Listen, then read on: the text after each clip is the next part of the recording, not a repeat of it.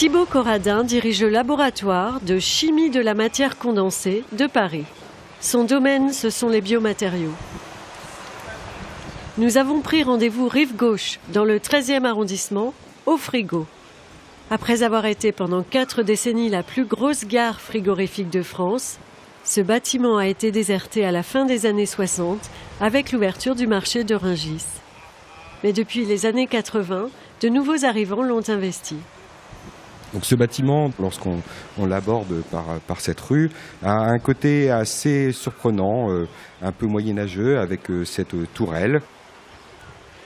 Et petit à petit, on commence à voir apparaître ces graffitis. Et finalement, en descendant cette rue, on a une transition entre ce côté un petit peu ancien, ce côté mémoire de Paris, et puis un endroit qui a été complètement réinvesti, dans lequel des artistes, des entrepreneurs ont réussi à remettre une nouvelle vie, pour en faire un lieu de rencontre, un lieu où les gens peuvent se parler pour créer des objets et développer une approche nouvelle.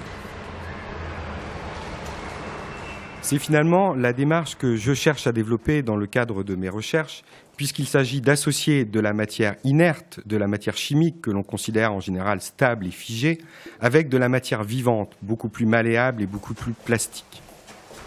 En particulier, par exemple, allez prendre un matériau que vous allez utiliser pour de la photographie, allez prendre une cellule vivante tirée de votre corps et voir ensemble qu'est-ce qui va se passer quand vous allez mélanger ce matériau qui a des propriétés optiques utilisées dans des domaines industriels avec une cellule qui, dans le corps, a une fonction, par exemple des cellules de la peau, qui sont là pour construire et réparer votre peau. Qu'est-ce qui va se passer quand elles vont travailler ensemble ?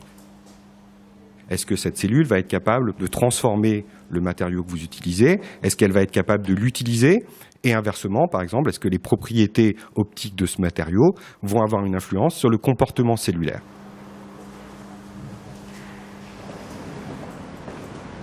Donc lorsqu'on se promène ici dans les frigos, dans ces couloirs, on sent bien qu'il y a cette communauté d'intérêts, et cette idée de pouvoir travailler tous ensemble pour arriver à faire du neuf.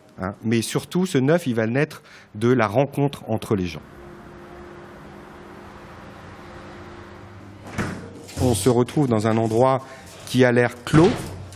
Et en fait, c'est une impression. Ce sont des couloirs, mais ces couloirs, c'est un petit peu ces couloirs de la connaissance.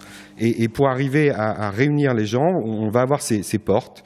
Et chacune de ces portes, il va falloir apprendre à les ouvrir et voir ce qu'il y a derrière. Aller regarder ce que chacun a développé dans sa petite cellule, dans son petit frigo, et arriver à ouvrir ces portes. Alors vous voyez, il y a certaines de ces portes, elles sont déjà entrouvertes. Par exemple, les interfaces entre la chimie et le domaine médical sont largement utilisées actuellement, puisqu'elles représentent un vrai enjeu. D'autres portes, avec de la biologie plus fondamentale, paraissent de prime abord beaucoup plus arides, mais lorsqu'on arrive à les ouvrir, on peut découvrir derrière tout un monde qu'il faut apprendre à connaître, mais qu'ensuite on va pouvoir exploiter pour réaliser des nouveaux matériaux avec des propriétés totalement nouvelles. Par exemple, en associant du verre avec des cellules vivantes, on peut espérer développer des vitrages auto-nettoyants. Donc là, ça illustre l'approche intégrée que j'essaye de développer, qui va de la biologie à l'objet fini avec une fonctionnalité.